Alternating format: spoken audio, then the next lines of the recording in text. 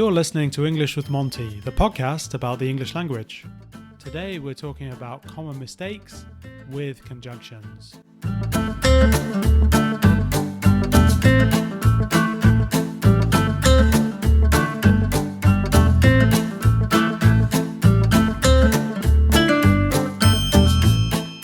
Hello there and welcome to English with Monty. We're on to episode 23 and Gideon has come back onto the show after, well, only a short break actually, but you're back in Paris, aren't you? Again, back I've to been Paris. yo-yoing between Spain and France. Yeah, but here I am back in Paris. You're back in Paris and they've all missed you and they are happy you're back. That's the rumor. Today, we are going to talk about common mistakes made with conjunctions. Oh, okay. You weren't expecting that. Why do you invite me? Okay, no. Yes, okay. I'm looking forward to it. Yeah. You like the topic? Yeah. It's a good topic. I like it. Okay, great. What is a conjunction? Those like the linking words, like and but and however. Are those conjunctions? They are indeed, yes. And I think these are the kind of words that are quite tricky for people. I don't know about you, but I always have trouble with the as and the like one with students. So that's probably a good starting point, isn't it? With as and like.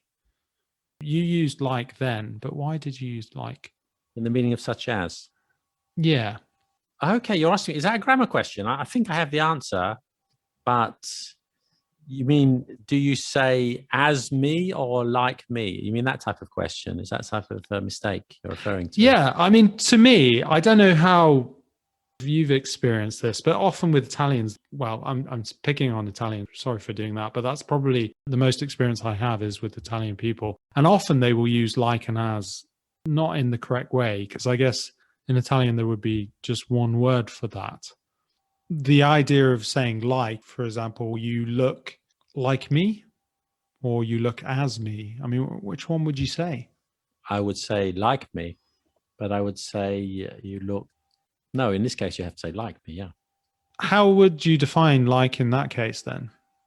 I think maybe sorry, I'm not answering your question directly, but I think that even native speakers will make mistakes, if you would call them mistakes. So, for example, do it like I do, okay, which I think lots of native speakers would say, but that's not, well, it is grammatically correct if lots of native speakers are using it, but according to the grammar books, that's not correct. It should be do as I do, because we use as before a pronoun and a verb, but do it like I do is not correct.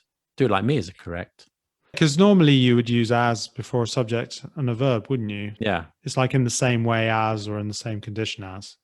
But you agree lots of native speakers get confused on that subject too. Yeah, it's definitely a thing, isn't it? But I say confused, I'm sure I'd do it myself. It's wrong, but I'm sure I'd do it myself. And if I'm writing, I'll probably think about it. But if I'm speaking, I'm liable to say something like, do it like me.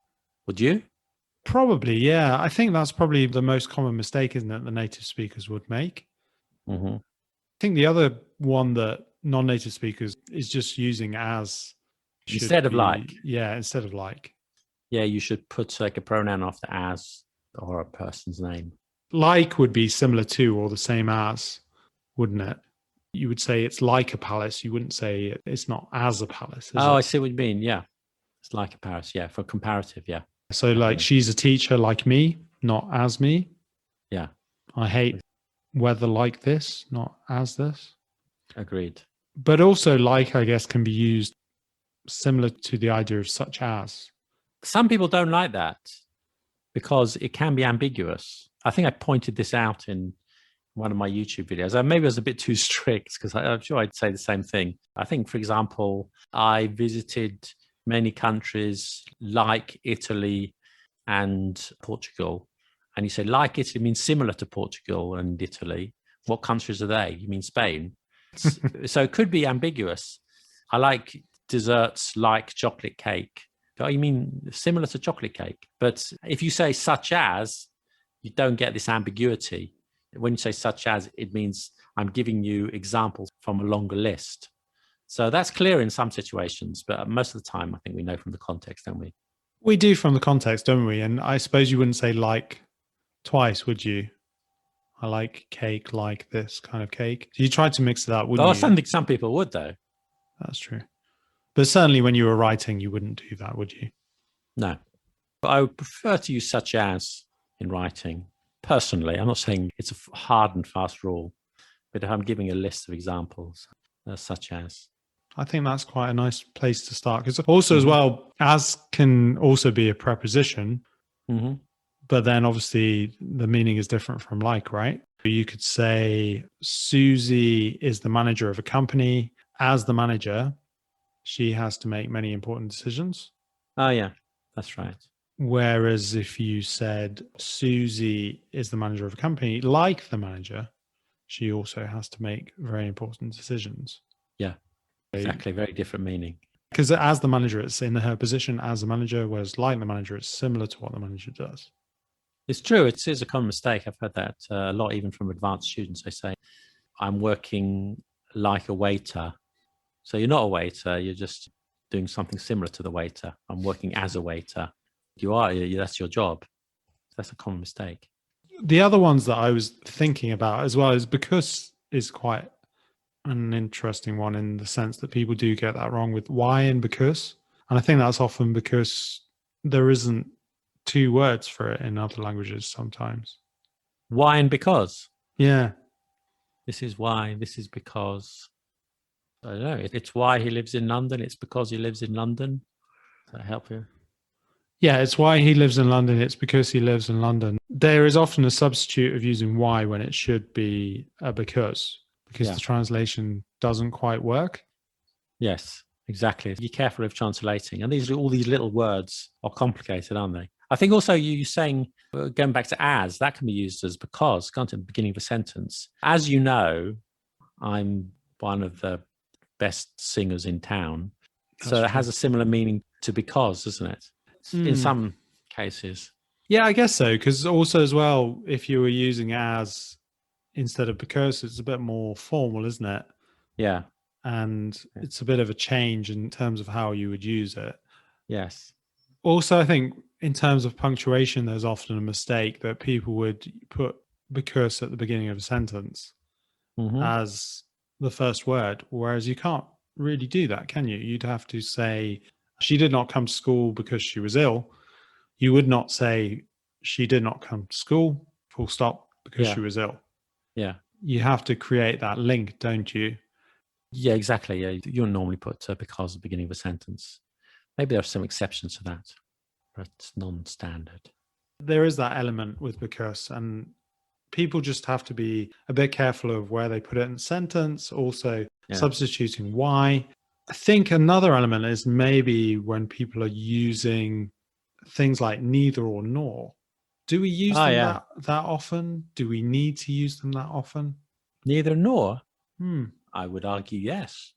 Okay, great. How I use them. Do you? They fulfill a grammatical function. They fill a need in the language.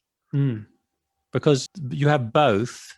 So if you have both, you need an opposite of both, which is for negatives, which is neither. So can you give us a good example? Do you speak Chinese, John? Yes. Well, it ruins my example. Sorry. You don't. No, I don't. Okay, well, I don't speak Chinese, so neither of us speaks Chinese. It's a negative on both of us, is that right? Yeah, it's a negative of two. Okay. But I could just say I don't speak Chinese. And you don't speak Chinese, but what if you want to do one sentence? Oh, yeah, good point. Neither I nor Gideon speak Chinese. Yeah, you could say it like that, yeah. You don't speak Chinese and nor do I, or neither do I. So it's a negative agreement. Yeah. How would you use either or? So you have both ands, and the negative will be neither nor. And when you're indicating choice, it's either or. Either you can have a mango daiquiri or you can have orange juice. I'll go for the mango daiquiri, I think. Okay. So that's either or. You can use either with, sorry, am I boring you with the grammar? People want to know. They want to know. Okay. But you can use either with a negative at the end of a sentence. You have to put either at the end of the sentence. You don't speak Chinese and I don't either. So I'm using don't, but then I put either at the end of the sentence. I could also say me neither. You don't speak Chinese and me neither. You don't speak Chinese and neither do I. So there's lots of ways of saying the same thing, basically.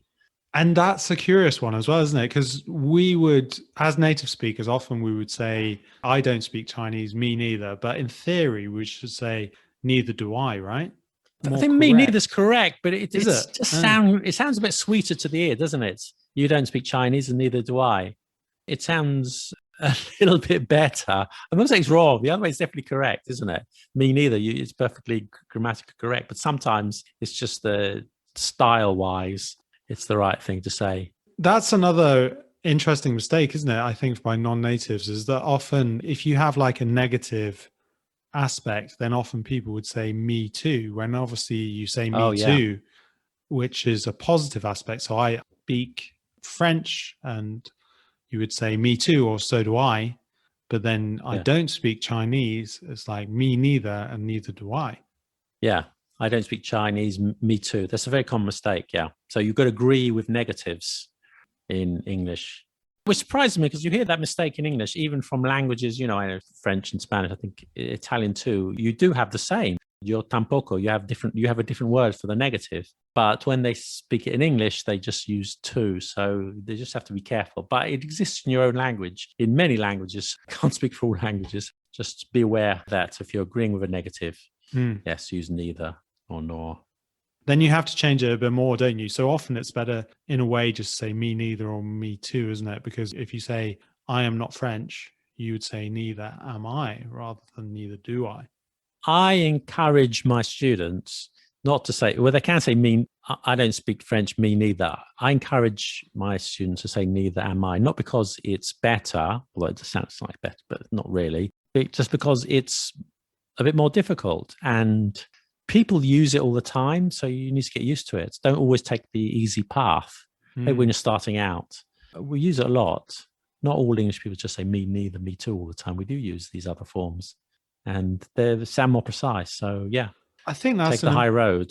I think that's an important point to make though, isn't it? That you're trying to push your students a little bit because in a way it's a bit lazy, isn't it? To say me neither and me too. It will be easier to say, yeah, just say me too, me neither. Don't bother with the others. This covers everything. You're not doing your students a favor if you say that. I think really you've got to challenge them. And it's not that difficult. They're learning all the modal verbs anyway. I'm not saying they can't use it. I'm just saying something you need to learn because it's really part of the language. That's helpful though. I think people will find that a useful thing to talk about. I was thinking about even though. That's quite a common one, isn't it? Even though, or although. Even if, even though. They're quite puzzling, aren't they? So how would you use even if and how would you use even though? What's the difference? The difference is that even if is a hypothetical situation, it might not be true, but we'll do it if it's true or if it's not true. Even if it's raining tomorrow, we're still going to have a picnic. Okay, we don't know it's going to rain tomorrow. Even though you can't sing, I'm still going to ask you to sing a song. Okay, I know you can't sing, but it doesn't matter. It's a fact you can't sing, but you're still going to sing a song. That's why Britain came last in Eurovision, right? Because we can't sing. Oh, yeah, I heard about that. 0 points. Yeah. Should be proud of that fact. It's not easy to get 0. It's quite impressive, isn't it? If you're really bad enough, most of the songs anyway. But I could have done just as well. That fills me with hope. My terrible voice, strumming 3 chords on the ukulele and singing a song I just made up on the spot. I would have done just as well as the guy who all the marketing and all the training. So I would have done just as well. They could have saved themselves a lot of money. They could have done, yeah. We'll recommend that you go on the show next time. I'll do it for a bottle of sweet cider and packet of salt and vinegar crisps. So yeah, I'm in. Sold. I'll sort it out for you. Okay, thank you. I'll speak to my agent. If you would like to hear more of Gideon's lovely voice on his own podcast about curious and interesting things about the English language, it's Zeitgeist Banana. Just search for Zeitgeist Banana where you get your podcasts. you will find some wonderful and interesting stories with more of me, too.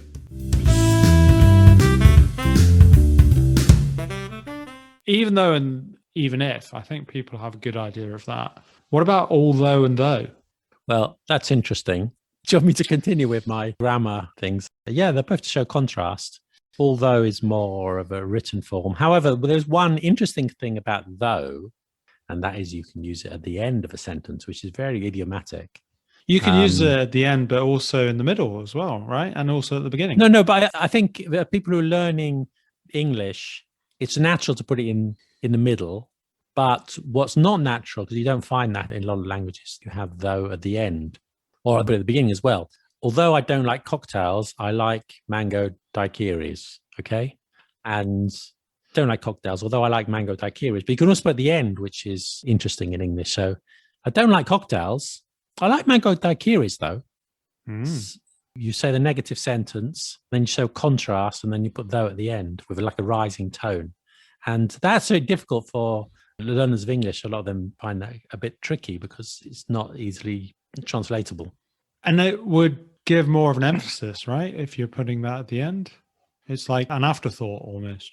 Yeah, but we use it all the time. You don't realize how much we use it. Don't we? Yeah, we do. We really use it. You can't put that although. Just to be clear, you can only use that with though. You can't say although in that way. I'm going to look at 3 ones. Well, maybe I don't know whether I should put them together. I'm going to put them together and see what you think. See what your reaction is. So whether, if, and unless. Oh. Why have I grouped them together? It's a trick question. Not really. Whether and if. It's a complicated one, whether and if. Just to clarify, when we talk about weather, we're not talking about it raining in London, are we? No. We're talking about the word that's spelt slightly differently, but has the same sound. I think because weather is not a word that, again, is usually translated as if or see or something in the other language. But we have 2 words. If it rains tomorrow, we won't have a picnic. I don't know whether to have daiquiri or an orange juice. I think students get confused. Why are you using weather there? Why weather? I was hoping you would explain. It's a bit different though, isn't it? Doesn't weather express a choice between 2 options? Yeah, that's right. It's used along with the conjunction or, right? The or can be implied. It doesn't have to be there. Okay. It is implied. I don't know whether to go out tonight. But it also used to express an investigation, doesn't it? Something like that. For example? Yeah, if I said to you, hello, Mrs. Smith, is Mary at home? And you are Mrs. Smith, and you say, I'm not sure, let me check whether she's in her room. But that's also a choice, isn't it? Whether or not she's in her room. That also indicates. Oh, well, it's not a choice, is it? It's more investigative, isn't it? Okay. Just to give you another point, I'll leave that one for the listener. Whether before a infinitive. Before an infinitive? Yeah, you put whether, not if. Do you? What example? I don't know whether to go to Australia or New Zealand. But you can say if. Not really. It should be whether. I'm sure some people say if. It should be whether before the infinitive. Okay. That's an important point. I like that one. And also after a preposition. You see, I've taught this before, John. I know all the rules. After a preposition, you also use whether. Yeah, this is why I get you on the show. I know you've taught all of these little nuances. Too much. Fatigued by it all. Thinking about whether I should take a break. Maybe you should. That's after a preposition. That helps. So those sort of rules helps learners a little bit. If they have doubts, they can refer to the rules. I think we explained that pretty well. What about unless? Is unless something that people get confused with? Possibly. Well, how would you use unless? It means if not type of thing, isn't it? It is really, yeah. Unless you come by 8, we won't be able to finish this. Sorry, not an inspired example. It's not. Unless you give me £500, I will chuck you off my podcast. Exactly. So you could also say, if you don't. If you don't leave my room now, I will get very angry. Precisely. Bit more drama. So you could use it unless in a slightly different way. You could say, we can't go out tonight. We haven't got any money. Unless you can ask Uncle John. He can lend us some money. Which means the exception is if. That's true. Yeah, that's a good example. I like that one. We'll move on to such as or so as. If you insist. I've got an example here. Okay. He climbed up a tree such as to get a good view of the procession. Ah, interesting. Not correct. It's not correct, is it? So as is the reason why you do something. Yeah, so it indicates a purpose. So what does such as indicate? Well, such as has more than one meaning, doesn't it? Oh, I suppose so, yeah. But in this context. So such as if for examples. Yeah, so You introduce an example of something. So like a result, I suppose, doesn't it? It indicates a result. Okay. Why does it indicate a result? Well, I suppose No, an example is like a result. It's just a different way of saying it, right? I'm not sure it's not a result. It gives a possibility. I want to have lunch with someone in the royal family, such as Prince George. It's one of many possibilities. I suppose so. Perhaps indicating a result is not the correct way of thinking about it. Or as an example, isn't it? It gives an example. I think so. It's easier to think of it as an example because I would have lunch with many members of the royal family, but I'm just giving the example of George. Is there a Prince George? I don't know. Who's Probably. George? He's the firstborn of William and Kate, possibly. Oh, is he? Okay. So maybe he's a bit young to have lunch with. You could have jelly with him, maybe. Yeah, exactly. Yes. Jelly and custard. Prince George. That's very memorable. Jelly and custard. Is that what you used to have at your birthday parties? Just going off topic a bit. When French people talk about English food, I said, do you like English food? They'll say, no, I don't like jelly. That's all I think of our English food is fish and chips and jelly. That's all I eat every day. Great combination. Amazing, yeah. Okay, what about until? Until, okay. Because up to a certain point in time. Yeah, that's something that's used a bit wrongly, isn't it? Until? I think so, yeah. I've heard mistakes. I can't remember the top of my head how it's mistakes, but I've heard that being wrong. So it means to a point in time, and including a point in time in the future. You can arrive until 8 p.m., then we're shutting the door. Not very inspiring examples today, are they? You must have been drinking too much of your mango daiquiri. That means that you're not on form like you normally are. I'm sure I'll get a barrage of comments saying that Gideon was not on form today. That implies that I have been in form all the other times. In other cases. Yeah, all the other times, in fact. I guess until can be similar to so far as well. Is that right? How so? So far, I have done... Until we meet again. We'll put this aside till we meet again. So far doesn't work in that sentence. No, it doesn't. I suppose until is up to now, though, isn't it? But so far can also be up to now, right? So again, it depends on the context. So it's not exactly the same, but you can use it. Until this moment, something's been happening in the past and including this moment. So far today, I've drunk 5 cups of coffee from the past until now. Had 3 of your exotic drink as well. Also, as well, I think since is something that's used in a not very correct way, isn't it? Yes, one of these words which has more than one meaning. Meaning a starting point. Since we last met, been to Spain. So that'd be one meaning. You could say since, again, the meaning of because, in a way. Since you don't like cocktails, I'll offer you something else. I suppose in that context, it's more of a formal way of saying something, though, isn't it? If you say since instead of because. Yeah, it is, yeah. A little bit more formal, isn't it? You don't normally start a sentence with because. So maybe in spoken English is fine. But in written English, we wouldn't start a sentence or rarely with because. And I suppose if you say, since you don't like this, I will give you that. Because seems a bit more matter of fact, doesn't it? Whereas since in that case is a bit softer, isn't it? It doesn't quite have the exact same meaning, does it? No. Were there any others that came to mind off the top of your head?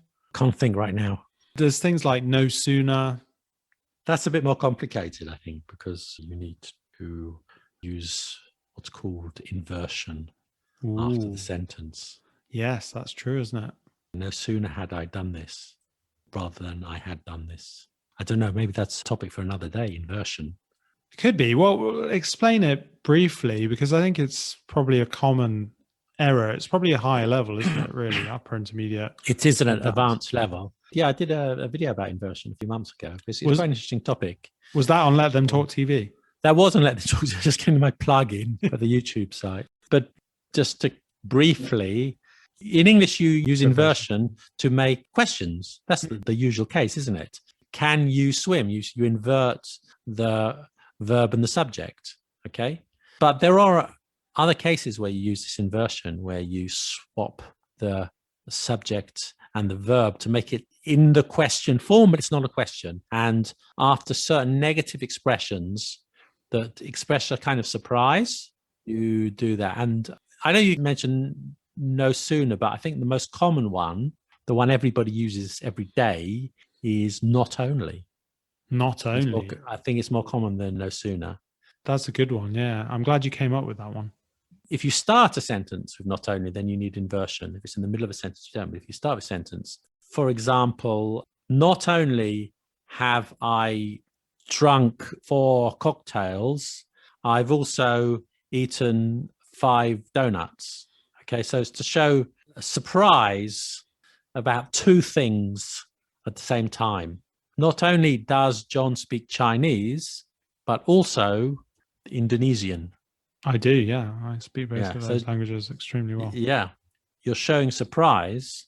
If I just said John speaks, let's say Italian, John speaks Chinese and Italian, that's just a standard flat sentence. But sometimes you want to give it a bit of flair, the sentence, so you use this inversion. Not only does he, you see, does he? It's like a question, isn't it? Does he speak? Does he speak? Not only does he speak Chinese, but also Italian. See, it sounds like a question, but it's not a question. That's true, yeah. Because, not only is Gideon not on form today, but he's hideously drunk. I got to think a better example of that. There are lots of COVID examples at the moment. I'm trying to stop those because whenever they think of an example, not only can we not go out, but also we can't, something like that. So, but I'm trying to avoid those. I think my original examples were good, but I should say there are a few cases. So not only it's the most common, but yeah, as you said, no sooner would be another case where you use inversion. That was nice to give people a bit of a taster of inversion, though. I think it might be worthy of a podcast on its own for advanced listeners. I think you might be right. Everybody can look forward to that. We can do that in the future, definitely. So not only did we do it on this podcast, but we'll do it on another one too. Indeed. Great example. I think that's more or less it. Can't really think of too many other things. Okay. You don't want information overload. I think you've given it a lot of food for thought. We covered a lot of ground. We have covered a lot of ground, haven't we? And hopefully that's covered most of the things that people commonly have difficulties with. And I promise you next time, Gideon will be much better.